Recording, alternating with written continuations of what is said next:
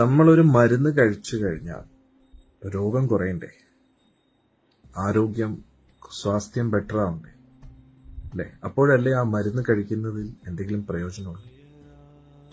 അപ്പോൾ കാലാകാലമായിട്ട് യുഗങ്ങളായിട്ട് ആചാര്യന്മാർ നമ്മളെ പഠിപ്പിക്കുന്ന ഇതേ ഒരു കാര്യം തന്നെയാണ്. എല്ലാ മതഗ്രന്ഥങ്ങളിലും പറയുന്ന ഒരേ ഒരു കാര്യം എന്ന് പറഞ്ഞാൽ, നമ്മൾ ഇപ്പോൾ ജീവിക്കുന്ന ഈ ലോകം താൽക്കാലിക ലോകമാണ്.